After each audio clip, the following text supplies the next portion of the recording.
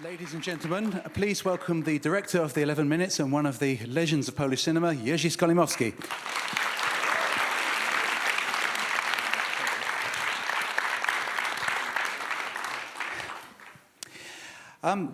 One thing I couldn't help noticing when looking at the end credits are the vast number of names of the people who worked on the film, which presumably the ending of the film is unusually complicated for one of your films. I mean, you must have been a lot of sort of special effects. Yes, it was. When you every time I watch a film like 11 Minutes, which is very much a sort of puzzle thing, and you get all these various elements all sort of coming together, when you start developing a project like that, do you start at the beginning, move to the end, or the other way around?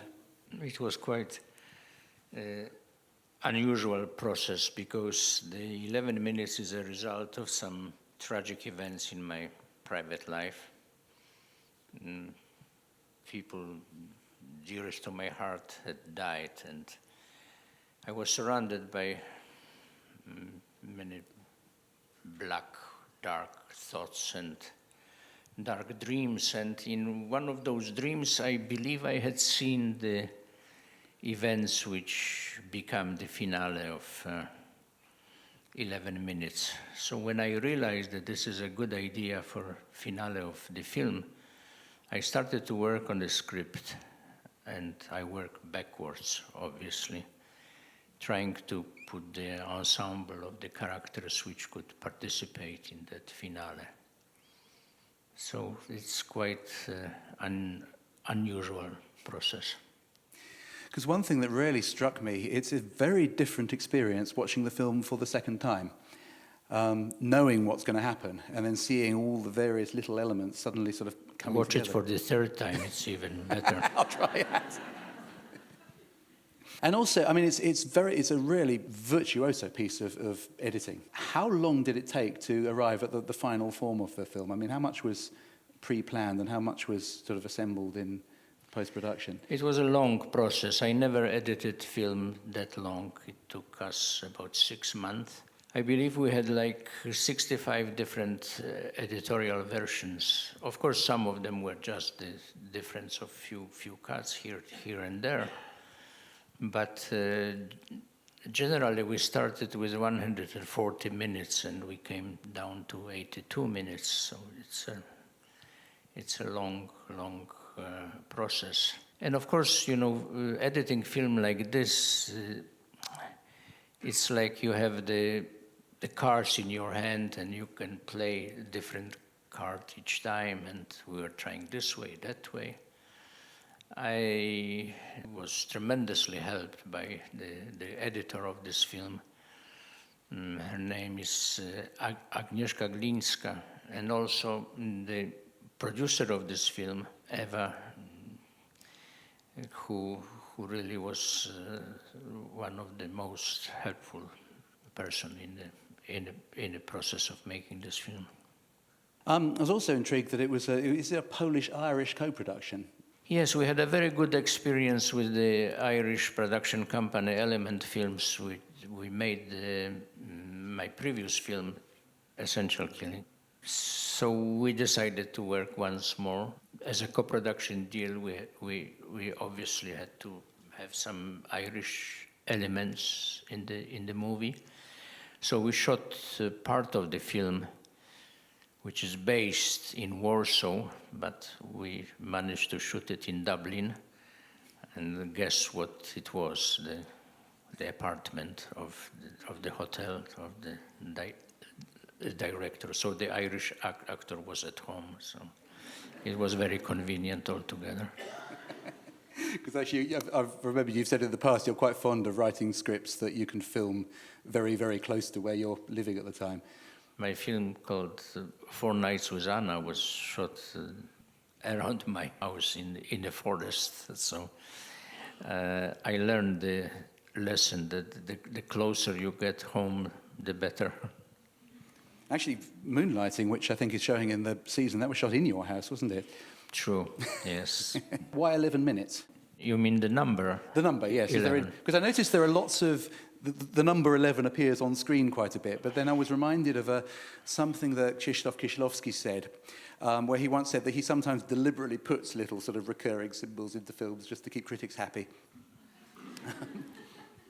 Yeah, I did that trick too, but the number 11 came out of the fact that, telling 8 different stories, I knew that I can have more or less 10, 12 minutes for each story.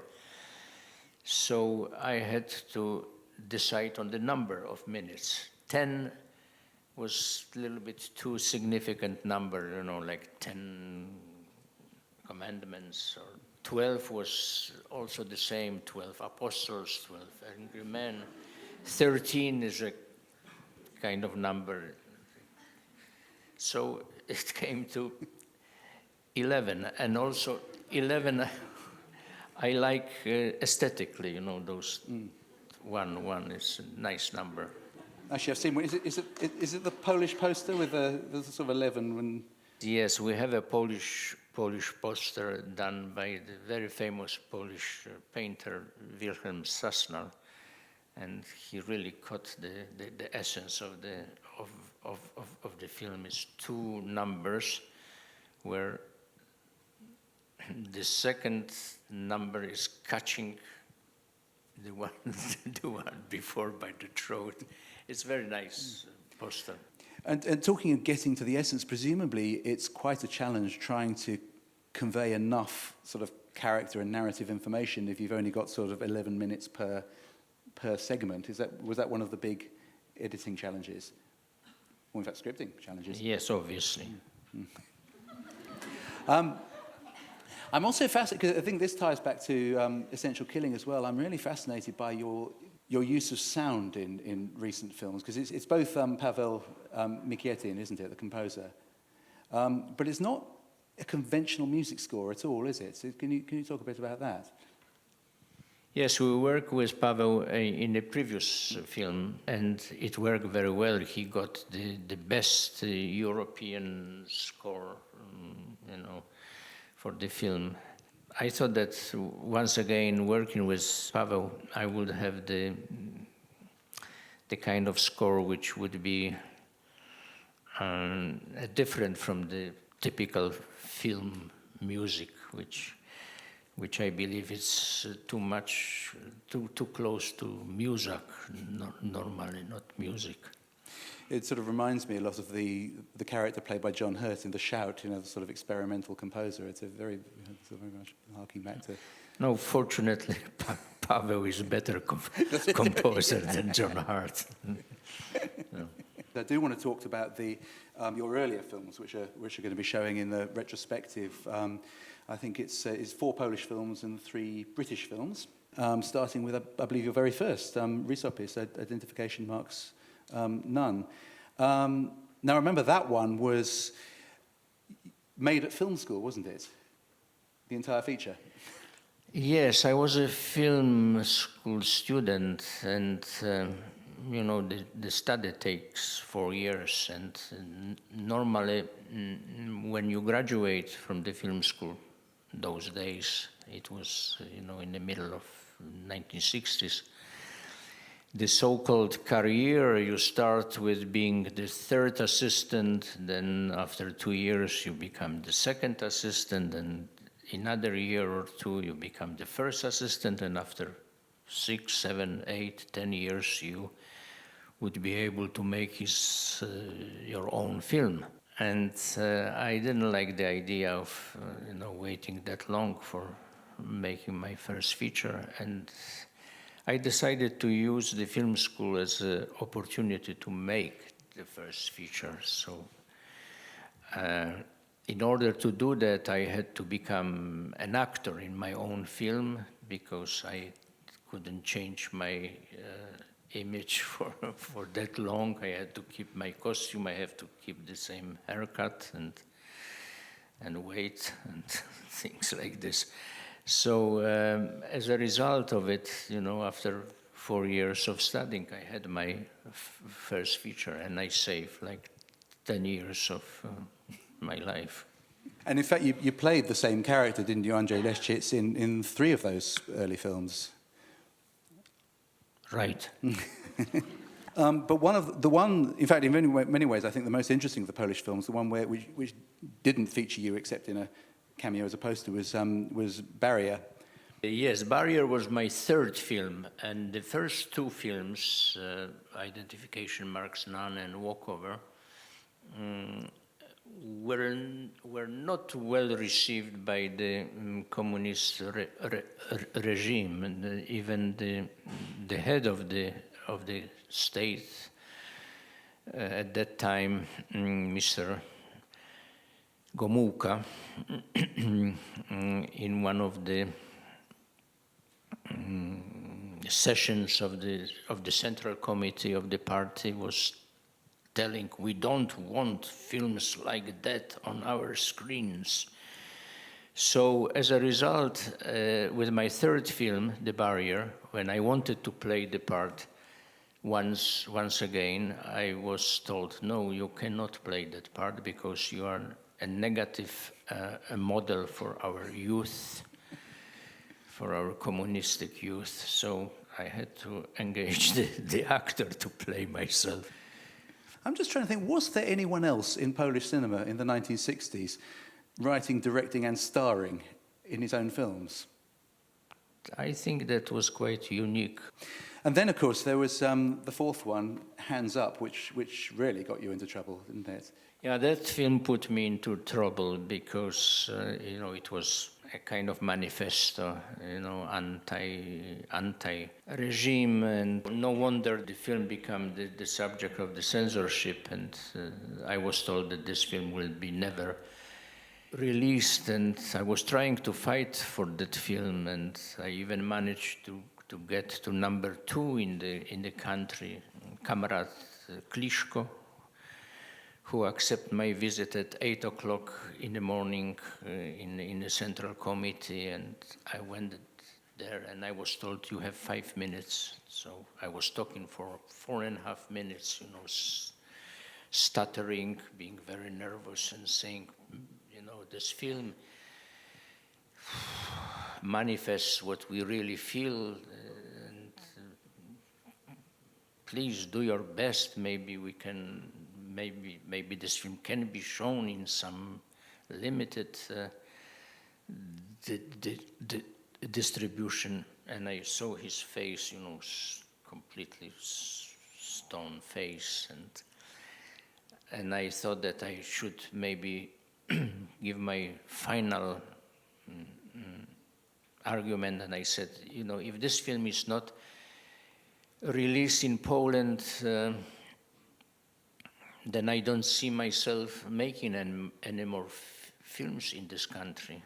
He stood up and he said, okay, feel free to go, good luck.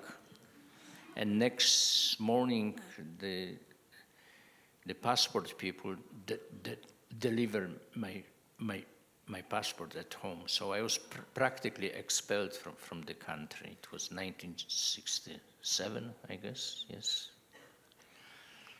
After Hands Up, I was kind of living a gypsy life. I was going from country to country, making films in Italy, in Germany, in England. And I arrived in London, and I made 3 films here. Moonlighting, because I remember, because the producer the executive producer of Moonlighting, Michael White, died very recently, didn't he? And I remember he was, because the thing about Moonlighting is it's one of the fastest 35mm major star professional films ever made. I think it's about, wasn't it 5 months from idea to world premiere? No, the actual political event which Moonlighting is dealing with, which is the declaration of the martial law in Poland. And during the Christmas of 1981, when I was depressed about the situation, what had happened in Poland, I thought I have to find some way of dealing with this fact. And I thought maybe I should make a movie about it. And during the Christmas, I conceived the idea for the script. And immediately after the Christmas, I went with few pages of the idea to Channel 4. I asked them, would you be interested in making such a film? They said, yes, sure, of course. So how much money I can count?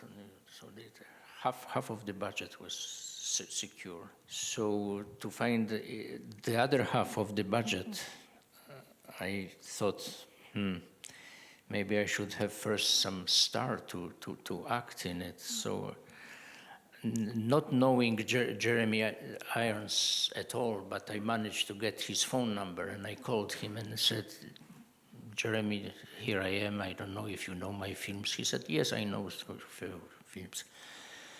Would you be interested in talking to me about the film which deals with the present situation in Poland?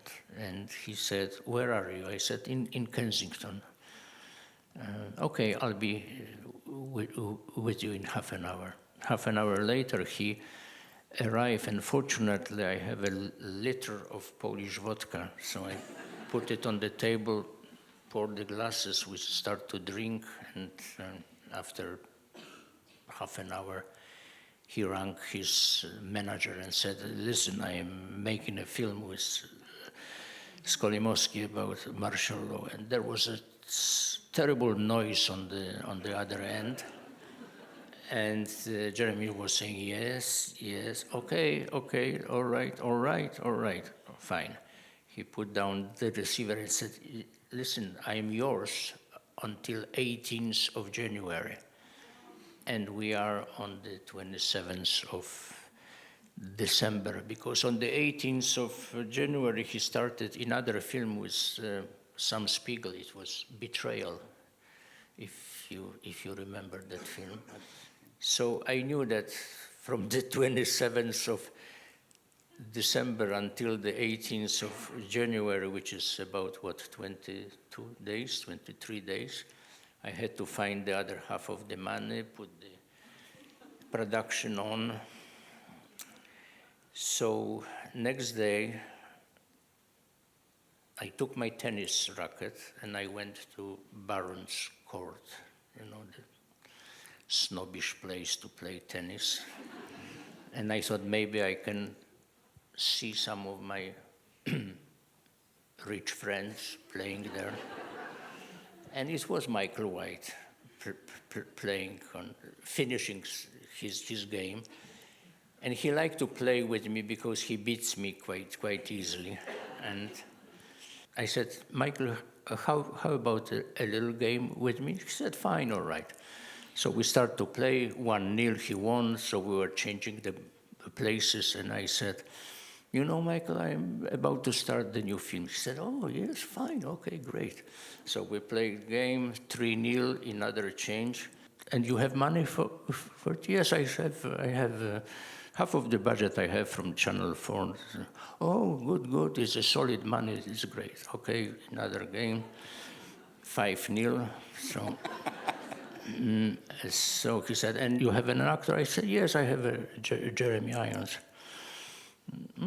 Great. So at that moment, I start to play my best tennis game. I was running for every ball I could to have few more exchanges. And I managed to get to the 6-all. And Michael hated to play terribly, because then he became nervous, and he said, you know what, let's stop playing this silly game, let's talk business. 20 minutes later, he signed a check for £1 million. So on the 28th of December, I had the budget, I have an actor. I start to shoot the film on the 2nd of January.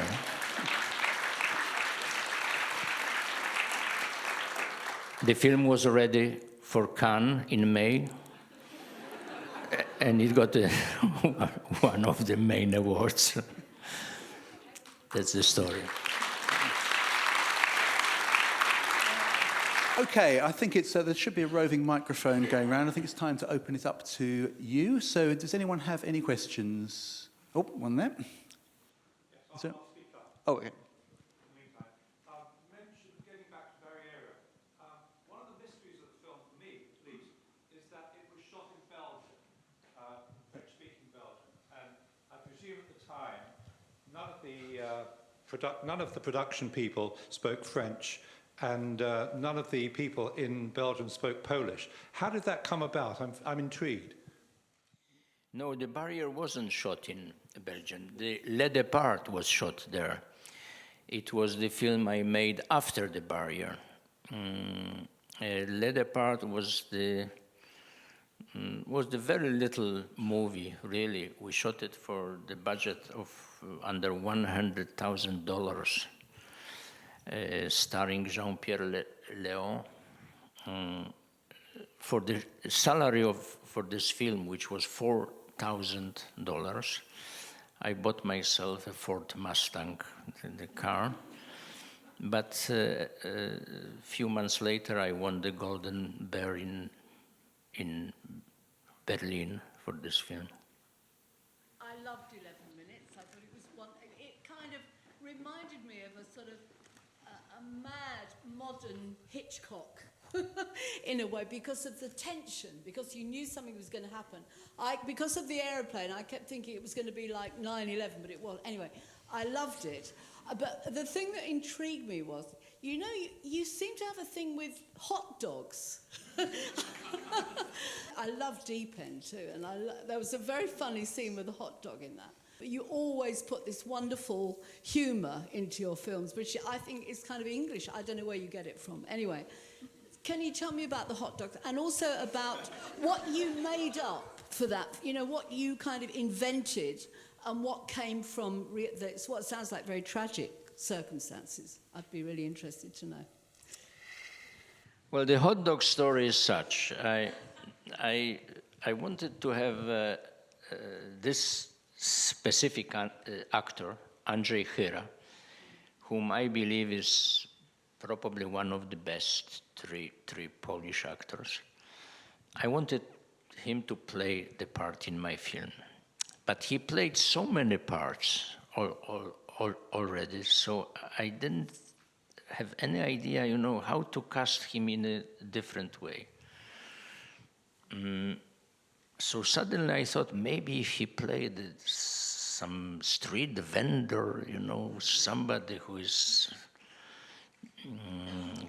got some strange background, maybe that would be the idea. So I started to talk to him. I said, Andrzej, would you like to play like hot dog vendor in the...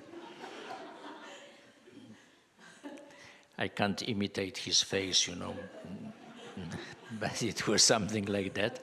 But I said, but, you know, there would be another story in the background, you know, that you are... So I didn't know anything about hot dogs, obviously, but I opened the internet and I said, what is about the hot dogs? So there was a chapter, the longest hot dog, you know. And I thought, oh, Jesus Christ, 203 meters long hot dog? There is a story in it, I said.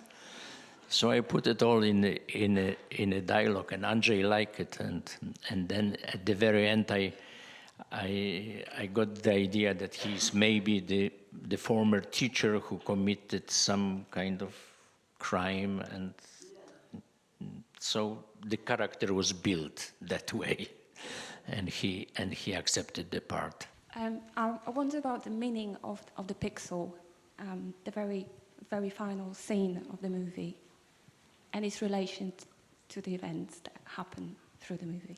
Thank you.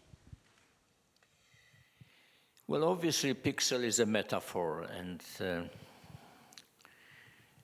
even if you push me very hard, I wouldn't give you a precise answer for it. Altogether, I treat this film a little bit like a poem, you know, when I was able to include some symbols, metaphors, allusions, and I put quite a lot of them, and some of them are only to be catch in the second viewing or maybe third viewing. I don't know how many people caught the man with the cross. 1, 2, 3, oh, quite many, about 7, 8. By the way, did you find the man? You see, even on the second view. So there are things like this to be watched for the second or third or fourth or fifth time. Thank you so much, Jerzy Skolimowski, for the film, for your entire Thank you. past output, and for being here.